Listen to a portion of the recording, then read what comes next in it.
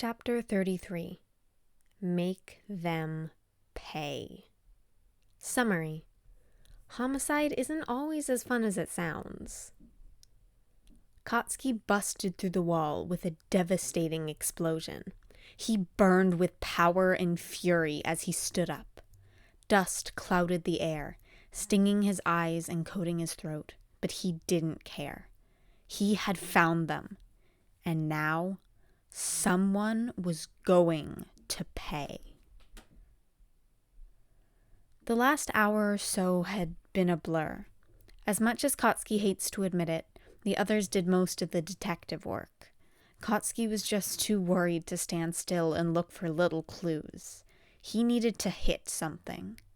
But now that they had tracked them down, he was going to hit something. Hard.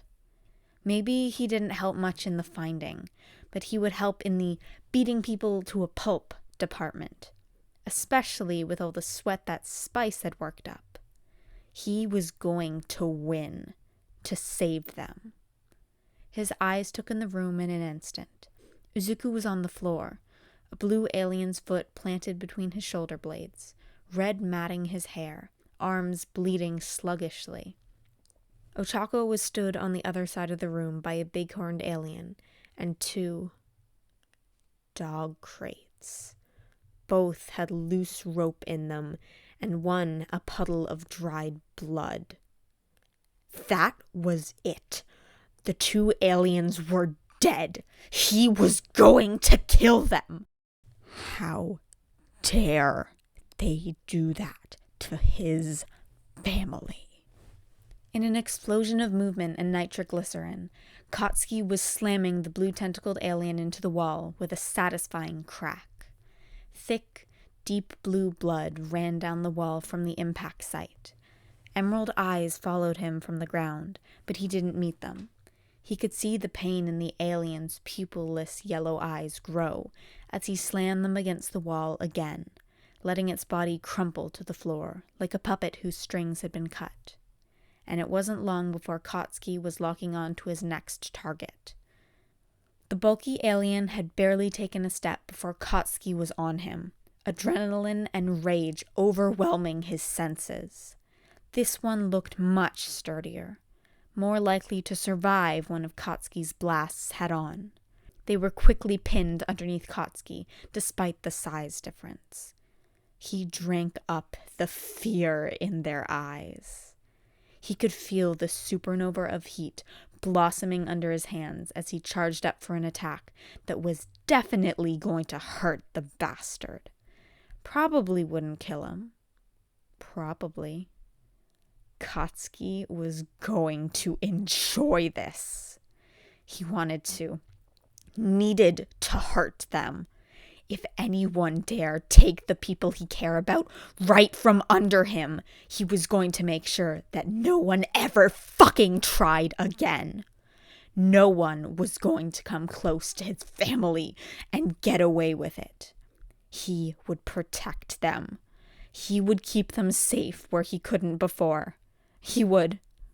"Kachan!" Izuku's voice rang out clear through the air, though it was scratchy and raw. Katsuki paused, palms bristling with an imminent explosion, to look at Izuku. He was up on his knees, staring at him with desperate, watery eyes. "Don't! You could kill them!" Katsuki scoffed in disbelief. Yeah? So what if he did? They deserved it after what they did. Locking them up in dog crates? Izuku's arms were rubbed raw with the rope he had seen in the cage, blood decorating the chilling scene.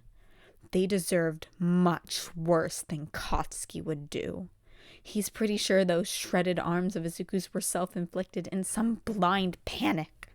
Out of everyone, Izuku certainly had gotten the worst bout of claustrophobia, and these monsters had forced him into a cage. Again. Katsuki would make them pay. "Why should you care if they die?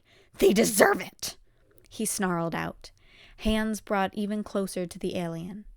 "Kachan! Stop! Heroes don't kill people. Don't do this. Are we even still heroes? He shouted, locked away emotions bursting free. Are we ever going to get home? It's people like them who did this to us. I wasn't strong enough to protect you then, and now who knows if we'll ever make it back to Earth. How are you going to become the #1 hero if we're stuck in fucking space years from home? His breathing was heavy at this point. If he wasn't bristling with adrenaline, traitorous tears would be prickling at his eyes. But for now, his anger was enough to keep him going. They hurt you, Izuku. How can you care what happens to them? Because what you're doing isn't right, and I know you don't really want to do this. Katsuki, stop. Katsuki froze instantly. The overflowing explosion in his palms was released harmlessly into the nearby ground. Well, maybe not harmlessly, as there was now a massive crater in the floor. More dust wafted up into the air, slightly obscuring the green-haired boy from view. Izuku, he hadn't called him Katsuki in literal years. It was always Kachan this and Kachan that, no matter the situation. But he could hear the gravity in Izuku's words when he spoke. Did he want to do this? Of course he did. They had hurt the people he cares about. They deserve this. But did he really want to kill them? It wasn't self-defense at this point. It would be murder. The thought had his stomach rolling in disgust. Katsuki stumbled back from the sentient as fast as he could.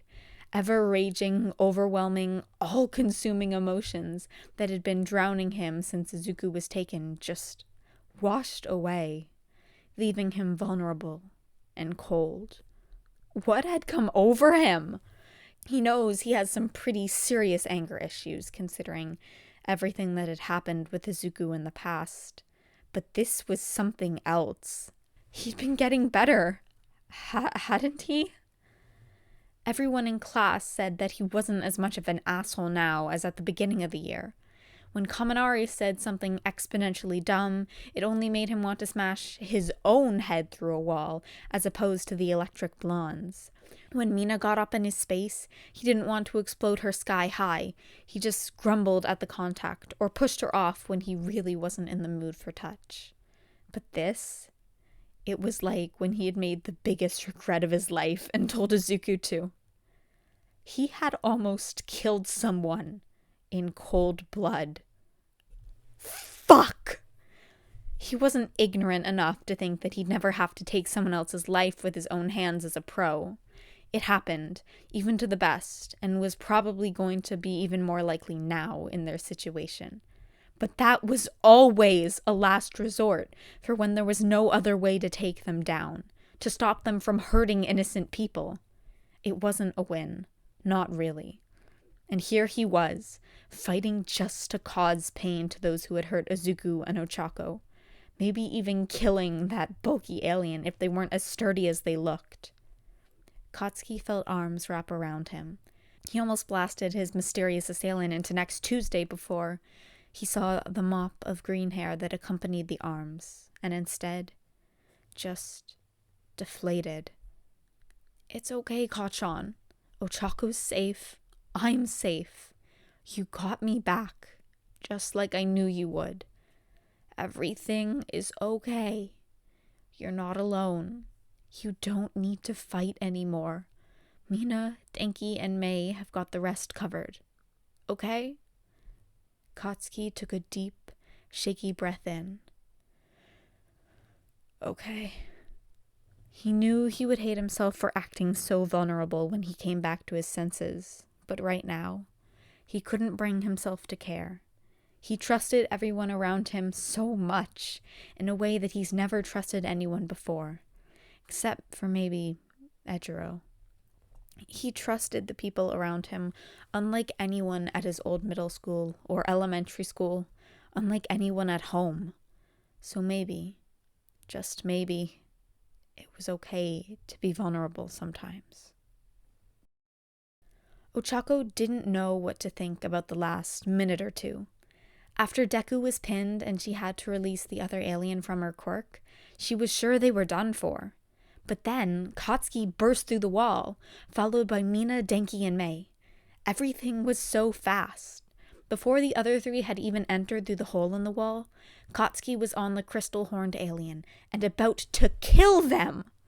But Izuku was able to talk him down, and now he was just sitting in the greenette's arms, with a vaguely horrified and shell-shocked look in his eyes. It appeared as though the two of them would be occupied for the foreseeable future, so Ochako moved to take charge of the situation. She knew the most about what was going on. She knew the danger they were in. She just needed to remember her training. She could be strong for Deku, and now Katsuki too. Pinky, you secure the blue alien. Charge Bolt, you secure the big one. At the mention of their hero names, the two quickly snapped into action. It was okay. Ochako could do this. Mei, I need you to find whatever communication or computer system they have here. They found our brands and serial numbers, and they said they were going to check for a bounty before contacting the Trellins. That's the name they called our traffickers. I'm not sure if they already sent word, but I trust you can find out. It was weird to see Mei look so serious. She just nodded before heading off to the door Ochako pointed to. Okay. Everything was going to be okay. They've got this, no matter what. But hopefully the aliens hadn't contacted the traffickers yet. Hopefully.